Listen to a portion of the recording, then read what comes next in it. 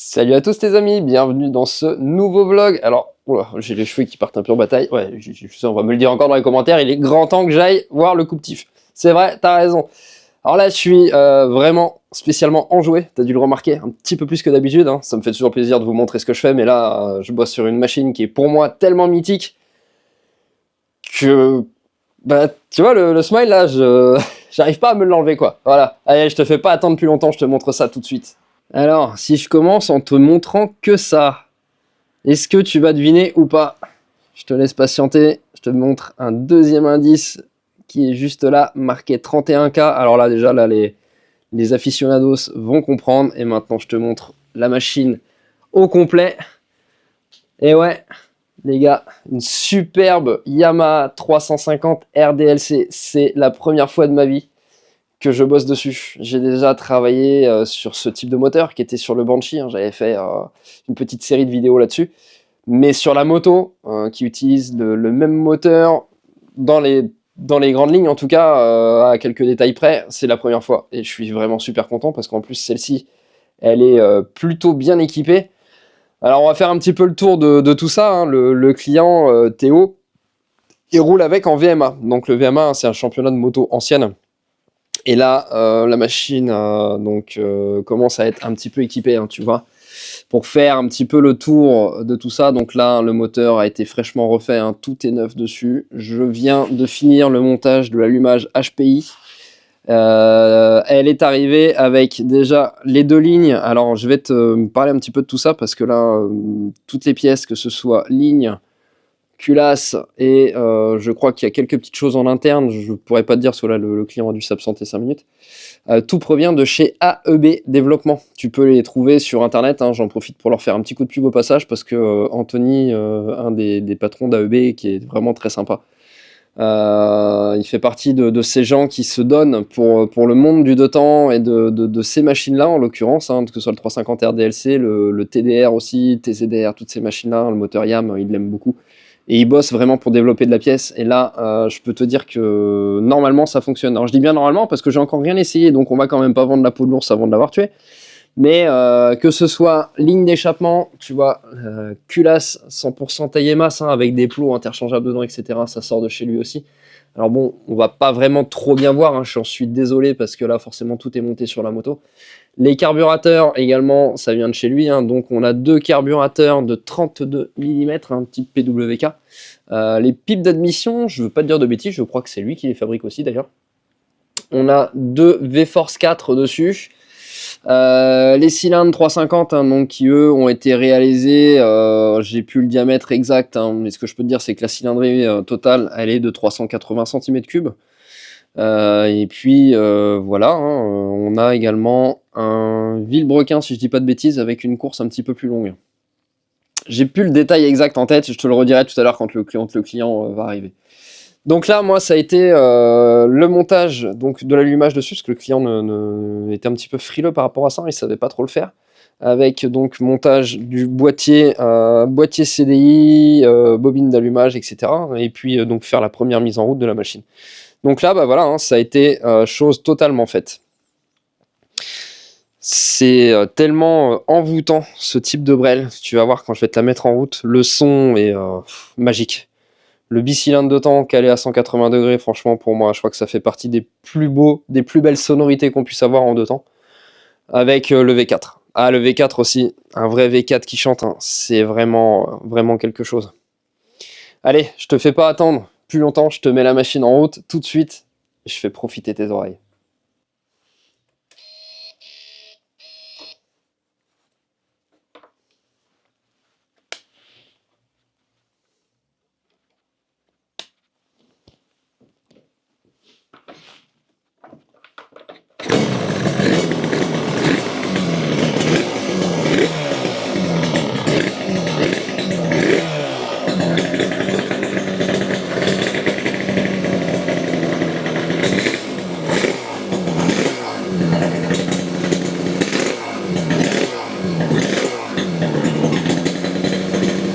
Franchement, c'est pas un bruit magnifique ça?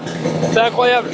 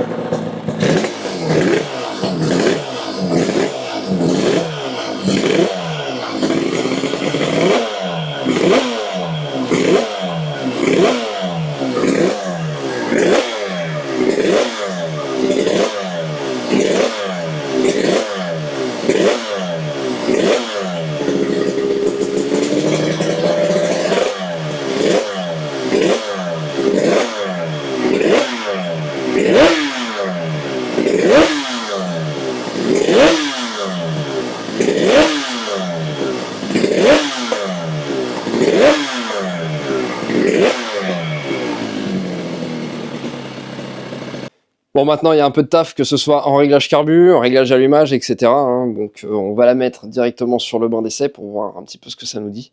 Je sais déjà sur le carbu exactement. Là, tout de suite, elle me demande déjà de lui monter un gicleur de ralenti. J'entends bien que sur le bas régime, elle n'est pas très très propre. J'ai dû mettre les vis de richesse serrées quasiment à bloc pour qu'elle tourne à peu près, on va dire. Donc voilà, ça c'est le premier signe déjà. Elle me demande à boire sur le gicleur de ralenti. Donc je vais commencer par lui monter ça. Puis je la fous direct sur le banc et puis j'ai tellement hâte. Mais tu peux pas te rendre compte, c'est un truc de fou.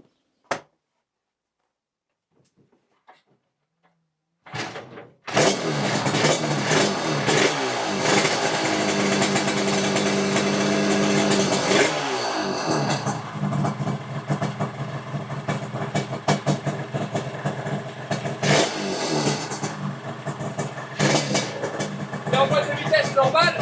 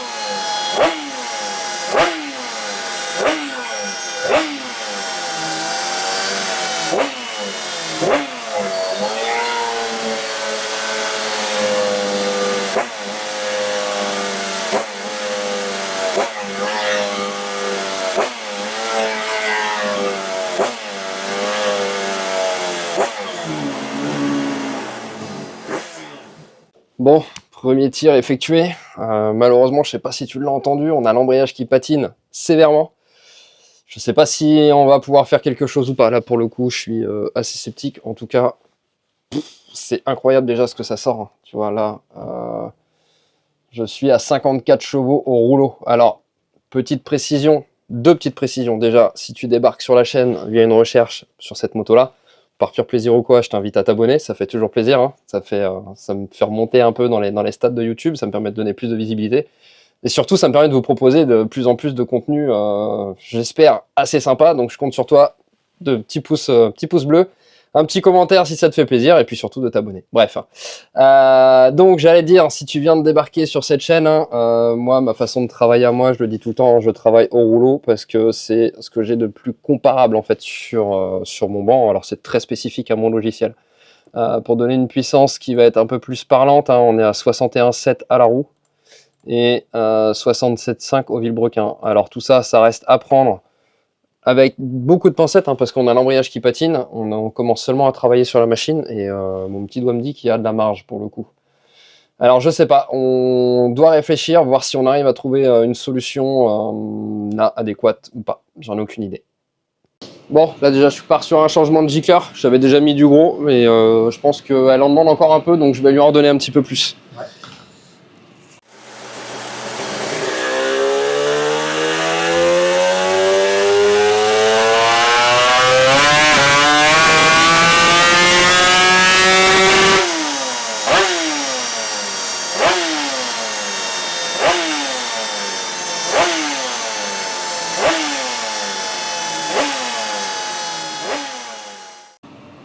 Bon, c'est encore mieux, l'embrayage, plus il chauffe, mieux ça se passe. Hein.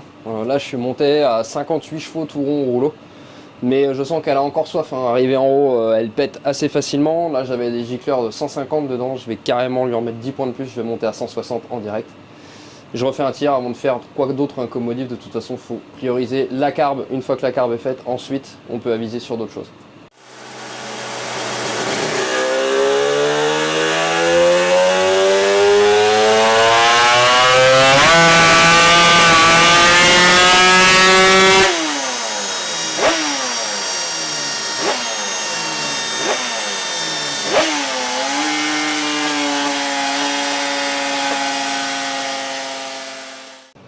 Ça continue à monter encore, je te montre pas les résultats, hein, mais c'est assez impressionnant. Alors bon, les chiffres restent à prendre avec des pincettes parce que j'ai toujours l'embrayage qui patine et malheureusement je pourrais rien faire.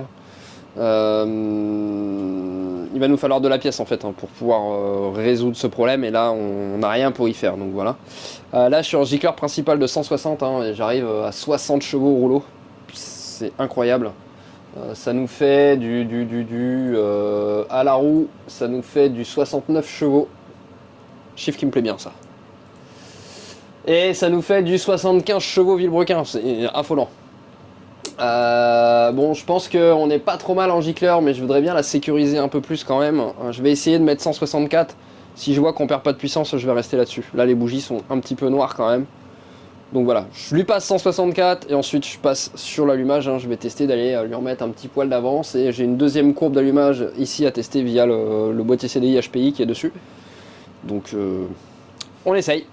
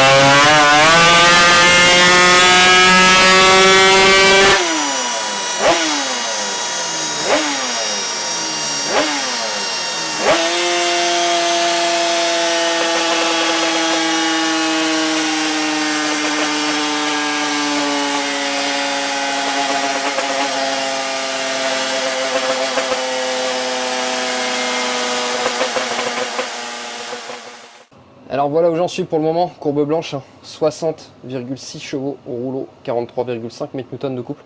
Bon, on a toujours l'embrayage qui patine, selon les tirs, plus ou moins, ça dépend, ça reste assez aléatoire.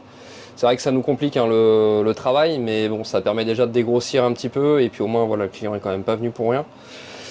Là, je viens de tester, moi, de connecter ces deux fils-là sur le boîtier CDI, hein, ça nous fait passer sur une seconde courbe d'allumage. Bon, c'est de la science, on voit ce que ça donne, je refais le tir de suite.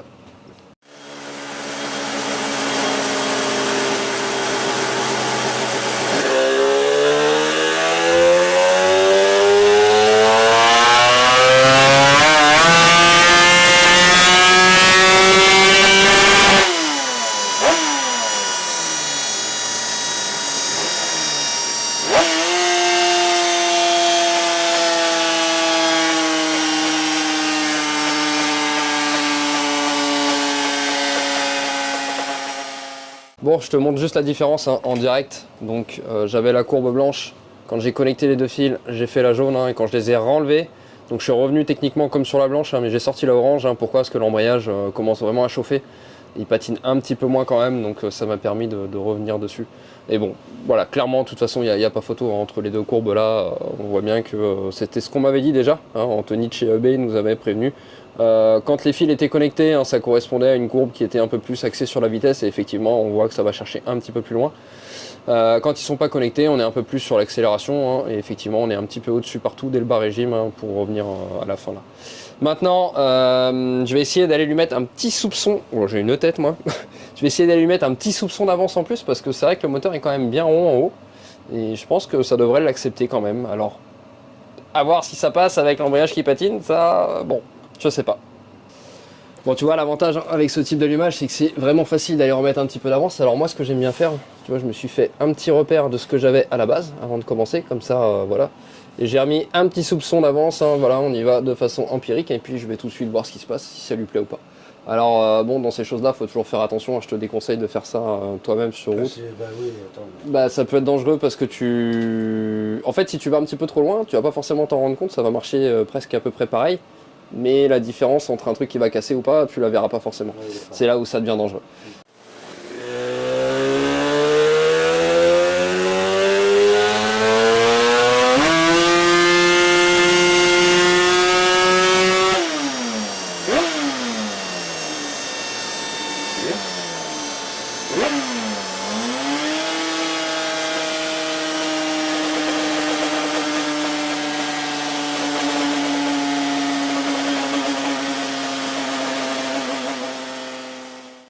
Bon, c'est la fin du régal des oreilles. C'était vraiment jouissif. Enfin, franchement, moi j'ai surkiffé, c'était génial. Je te montre un petit peu ce que ça a donné. Hein, tu vois, en remettant un peu plus d'avance, je suis passé sur la orange. On a repris pas mal en bas, etc. Bon, toujours le problème d'embrayage qui patine. Et qui patine même plus. Hein. Je pense qu'à mon avis, ici, ça devait monter au-dessus. Par contre, ce qui me déplaît, alors ce sera quand même à valider une fois que le problème d'embrayage sera résolu. Ce qui me déplaît, tu vois, c'est que ça chute quand même un petit peu plus tôt. Alors il faudrait voir ce qu'on aurait récupéré ici par rapport à ce qu'on a perdu là. Et là, malheureusement, on est dans l'incapacité, je vais y arriver, de le voir. Donc je stoppe ici les travaux, je vais remettre l'allumage comme il était, tu vois, d'où l'intérêt du petit repère que j'ai fait au départ. Ça m'évite de ressortir le comparateur, etc. pour m'en remettre pile poil. Et puis on reverra une prochaine fois, hein. On en discutait là avec Théo, il va revenir, on va refaire des tests, on va revalider la chose, et en espérant que cette fois on soit plus embêté avec un embrayage qui patine, hein, tout simplement.